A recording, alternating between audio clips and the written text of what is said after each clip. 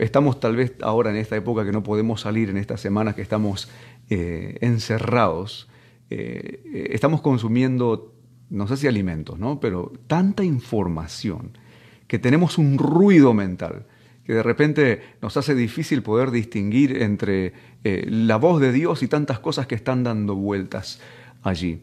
Eso puede de alguna manera causar que el foco de nuestra atención, como mencionaba anteriormente, esté puesto en todo ese ruido mental, en tantas cosas que no podemos manejar, y es difícil concebir el sueño cuando los pensamientos nos atormentan, ¿no? Yo creo que nuestra fe tiene que estar alimentada en lo que Dios quiere decirnos a cada uno de nosotros hoy. Si bien ninguno creo que estaba preparado para esta situación, a algunos nos llevó una semana por lo menos darnos cuenta de que este virus no era un problema de los chinos, era un problema de todos los seres humanos y que todos teníamos que tomar recaudos. Pero nos tomó un poco de tiempo y cuando nos dimos cuenta, vimos que hay otros lugares que están muy afectados, tal vez mucho más afectados que el lugar donde nosotros estamos actualmente, que en comparación a otras latitudes a donde se ha desarrollado este problema o esta problemática, estamos bien todavía, ¿no? Estamos bien, no estamos en una situación ideal, pero estamos bien en comparación con otros. Pero si de repente tenemos esa contaminación visual o de noticias, creo que es un buen momento para parar y no solamente reconocer que necesitamos barbijos cada vez que salimos, pero también necesitamos un filtro en nuestros ojos para no contaminarnos con las noticias o con el ruido que provoca tanta información dando vuelta, ¿no? Tal vez todavía no te contaminaste y no te vayas a contaminar, ojalá, o enfermar con este virus, pero probablemente ya te enfermaste de miedo, de angustia, y yo creo que eso es una cosa que Dios no quiere.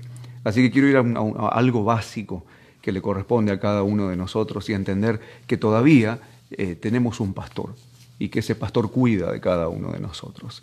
A veces en situaciones de dificultad hasta perdemos certezas de las cosas que son básicas en la fe cristiana, ¿no? Y quiero recordarte un capítulo que es súper sencillo, muy probablemente te lo sabes de memoria. Hasta es probable que en algún momento hayas escuchado alguna predicación que compartí al respecto, pero cuando vienen las situaciones de estas características, creo que es necesario ir a lo más sencillo de nuestra fe y recordarlo, que por sencillo no deja de ser profundo y no deja de ser verdadero. Y quiero invitarte en el lugar donde estás, si tienes una Biblia cerca.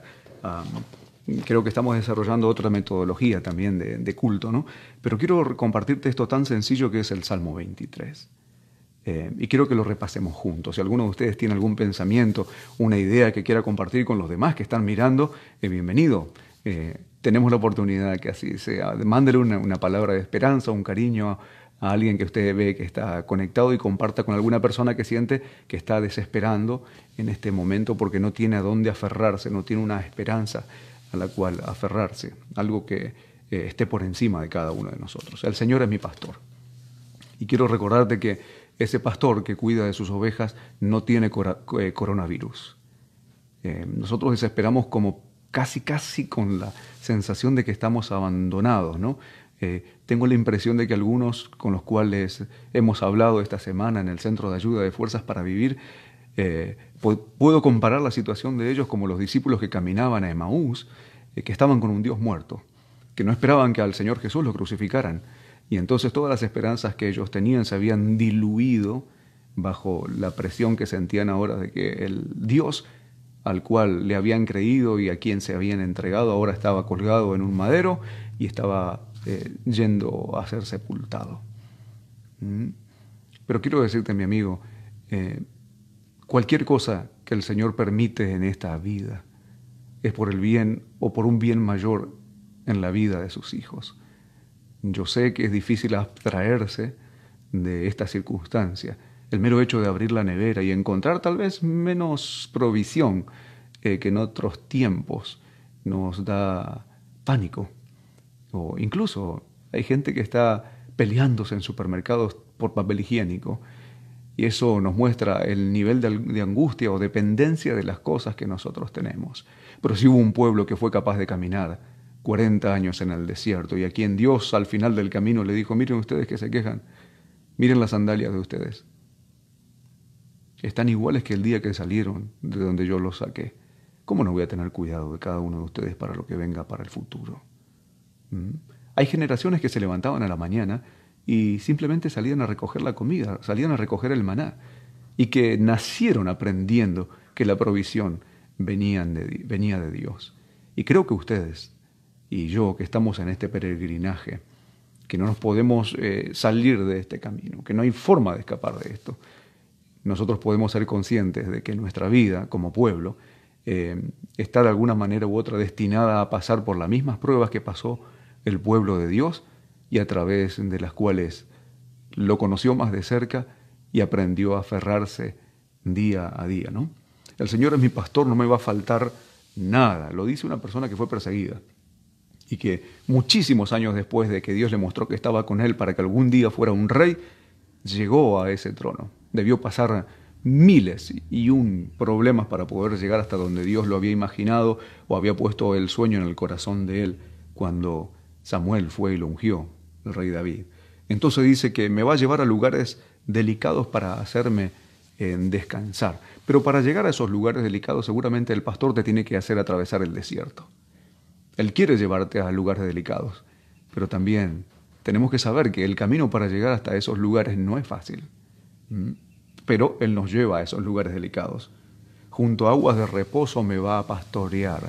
Tal vez en este momento sientas que no hay reposo en tu vida, pero si tú lo sigues a ese pastor, Él te va a llevar a aguas de reposo, no importa el desierto en el que vivas, y no importa que no tengas un vecino, un amigo, un pariente que te pueda socorrer en este momento. Si tú reconoces que en tu vida hay un pastor, entonces Él te va a llevar a aguas de reposo. Va a confortar tu alma, aunque yo creo que, como escribí en alguna reflexión, el Señor ahora, tal vez ninguno de nosotros ahora quiere confort. Lo que quiere es la seguridad de que Dios está contigo. Bueno, si tú aceptas que el Señor está contigo, Él promete que te va a llevar también a un confort mientras estás atravesando el desierto. Me vas a guiar por sendas de justicia por amor de su nombre. También el salmista en algún momento dijo que la palabra de Dios para él era como una lámpara en su camino, ¿no? Las lámparas de aquel tiempo no eran necesariamente las linternas de hoy, que uno puede apuntar en una dirección y ve lejos. Y hay linternas que son hasta de uso militar, que uno puede ver hasta 300 pies o 100 metros de distancia, o un poco más, dependiendo de la potencia que tengan esas linternas. Las lámparas del tiempo antiguo eran tan solo como antorchas que te alumbraban a donde ibas, pero la tenías que tener en tu mano para que te alumbra, ¿no? Cuando el salmista dice, lámpara es a mis pies tu palabra, significa que mientras tengas, o podemos interpretarlo así, ¿no? Que mientras tengas esa lámpara en tus manos, tus pies van a tener un lugar a donde mirar, a donde pisar. Porque el Señor tal vez no te promete fuerzas para mañana, pero Él promete fuerzas para cada uno de los días que vas a vivir. Él dice, conforme sean tus días, así entonces también van a ser tus fuerzas.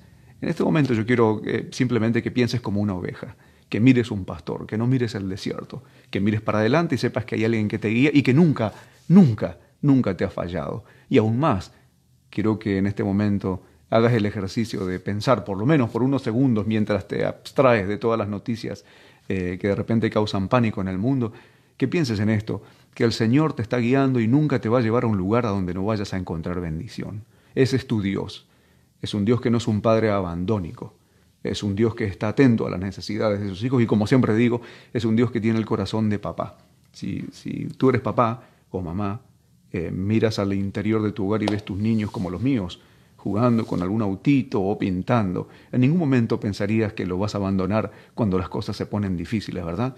Bueno, el Señor dice, si ustedes siendo malos le dan cosas buenas a sus hijos, ¿cuánto más nuestro Padre Celestial le va a dar todo aquello que sus hijos necesitan?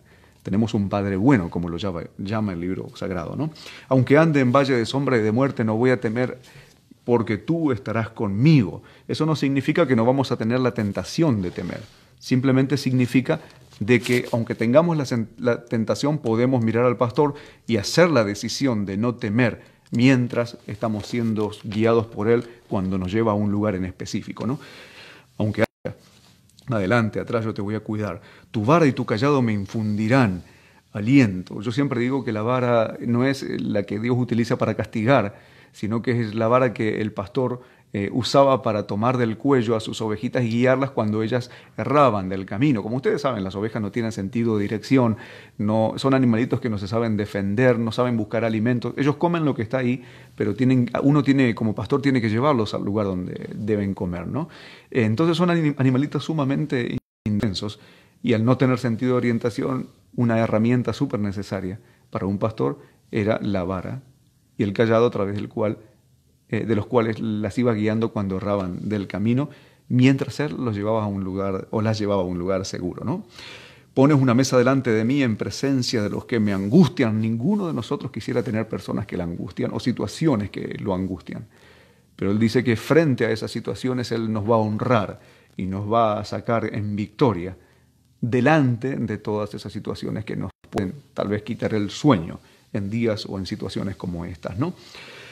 Después dice, pones aceite en mi cabeza, mi copa está rebosando. Él no solamente quiere protegerte de las moscas, dice que las moscas en el campo molestan mucho a las ovejas cuando tienen heridas y cuando vienen las moscas se ponen allí y hacen sus huevos y le pueden llegar a salir hasta larvas a las ovejitas. Pero el pastor dice que pone aceite para marcarlas con el aceite de él, pero también para impedir que sus heridas lleguen a pudrirse o la situación llegue a una etapa más difícil para que la ovejita sea curada. El Señor hasta de tus heridas tiene cuidado. Y aunque pases por un lugar y te lastimes, Él va a venir y va a comenzar el proceso de sanar tu vida. Yo sé que esto por alguno puede ser casi imposible de creer mientras sale por el balcón de su casa y ve el mundo vacío. Pero Dios está vivo, tu pastor está vivo y tiene todo el deseo de poder guiarte en esta etapa que sabemos que va a ser una etapa difícil en el mundo y que por alguna razón Dios tuvo a bien escogernos a nosotros como tal vez personajes o protagonistas de importancia para el mensaje que el mundo tiene que recibir. Ciertamente el bien y la misericordia me acompañarán todos los días de mi vida. Eso viene de Dios. Y en la casa del Señor moraré por largos días. Algunos de nosotros estamos diciendo, ¿cuándo voy a volver al templo, no? Pero quiero decirte que la iglesia no está cerrada. La iglesia está abierta. La iglesia eres tú. Y mientras Dios esté vivo y tenga hijos que le crean, la iglesia va a estar funcionando. De hecho, sabes que la iglesia primitiva comenzó así, claro, no por Facebook o por transmisiones online, pero no tenían lugares específicos de reunión. Todo era en la casa de uno o en la casa del otro. Y yo creo que el Señor está permitiendo que su iglesia vuelva a esas raíces. Y saben que yo tengo la impresión de que vamos a ver la iglesia florecer y cobrar más fervor que antes, funcionando en la casa del otro, así como ahora estamos funcionando como iglesia. No necesitamos que una forma, que una rutina o que un lugar nos diga que podemos adorar a Dios y podemos confesar nuestra fe en Él. Podemos hoy, con el uso de esta tecnología y con una fe fuerte aferrada a las promesas del Señor, tener una iglesia en el lugar a donde estamos. Quiero compartirte algo que nos pasaba a nosotros cuando éramos pequeños, ¿no? Probablemente hayas escuchado esta historia que creo que tiene que ver un poco con todo lo que se está viviendo, ¿no? Mi mamá nos crió solita, como la mayoría de ustedes saben, y un día nos dieron un departamento por el cual habíamos orado, una pequeña casita. Era hermosa. Cuando nosotros llegamos allí y no teníamos muebles, recuerdo que escuchábamos el eco de nuestra voz, pero era nuestra casa y tenía 3 habitaciones, 2 balcones, una cocina linda. Era una cosa maravillosa para nosotros ver cómo Dios había respondido a la oración, en mi caso, que había tenido desde los 4 años. Y cuando tuve 6, Dios proveyó esa casita de un plan habitacional del gobierno que mi madre recibió. Aparentemente por alguna razón, yo no sé si alguna falla de construcción o de cálculo, cuando empezaba a llover y llovía muy fuerte nos comenzábamos a inundar. Un día recuerdo que eran como las 2 de la mañana y me levanté para ir al baño y sentí mis pies mojados. No podía saber en ese momento si era una pesadilla o realmente algo estaba pasando. Era real y el agua comenzó a entrar a casa. No sabíamos nosotros cómo hacer. Pero ¿saben qué, mis queridos? Mi mamá se levantó y agarró lo que se le llama un lampazo o un escurridor y abrió todas las puertas de la casa, nos levantó a todos y todos comenzamos a sacar el agua y a sacar el agua y a sacar el agua. Ese día terminamos de sacar el agua como a las 6 de la mañana, estábamos agotados, nos fuimos a dormir. La próxima lluvia sucedió lo mismo. Y saben, mis queridos, por años, cada vez que llovía fuerte, nosotros nos inundábamos. Las baldosas del piso se comenzaron a aflojar. Y recuerdo que días que me iba a la escuela después de que había llovido y habíamos tenido toda esta aventura, ¿no?, de tener que limpiar el piso. Alguna vez pisaba con mi delantal blanco, como tienen los niños cuando van a la escuela en Argentina, y entonces pisábamos una de las baldosas y salía barro con agua y nos teñía de barro nuestro delantal o nuestro uniforme de la escuela. Era estresante para mi pobre mamá. Pero ¿saben qué? Esta situación que nos tocó vivir con el tiempo se me convirtió casi en un trauma. Cada vez que, aunque ya no vivía en mi casa, o aunque el problema se hubiera solucionado, escuchaba los truenos y ya me daba miedo. Y me anticipaba a todo el estrés que era tener que sacar todo ese agua de adentro de nuestra casa. Sin embargo, aprendí a confiar en Dios. Y un día me di cuenta de que ya no le temía a la tormenta. Cuando crecí y me di cuenta que había aprendido a enfrentarla, ya sabía que no era ese niño encerrado en el temor de que los truenos acercaran agua y ese agua destruyera nuestra casa. Yo sabía que hay algo que estaba en mis manos y que Dios me permitía hacer, y que era sacar ese agua. Y yo creo que en la vida de cada uno de nosotros hay ciertos momentos donde nos sentimos inundados, sobrepasados o destruidos. Pero quiero decirte que yo tengo toda la seguridad de que Dios permite estas situaciones en la vida para que un día no lleguemos a tenerle miedo a la tormenta, sino que aprendamos a enfrentarla. Y más aún cuando nosotros aprendemos a enfrentar nuestras crisis con Dios, vamos a pasar por tormentas cada vez más fuertes y no ser aquellos niños temerosos que en algún momento se dieron cuenta que estaban sobrepasados. Nosotros vamos a ser hijos de Dios que aprendieron a hacer su parte en el medio de la tormenta. Hoy día, mi querido, yo creo que, como escribo en alguna reflexión, ¿no?, ya no me desesperan ese tipo de situaciones. Y cuando miro tanta gente decididamente alterada por todo lo que está pasando, casi sobrepasada, algunos hasta como en colapso emocional, no saben ni siquiera si controlar el tiempo en que se exponen a las noticias, yo digo, gracias, Señor, por todas aquellas inundaciones, por todas aquellas crisis, por todas aquellas madrugadas que teníamos que sufrir el dolor de la inundación. Gracias por esas baldosas flojas, porque hoy día siento yo un poco más resiliente y más adaptado al dolor. Creo que algo que no deberíamos hacer en esta época es quejarnos, mis queridos.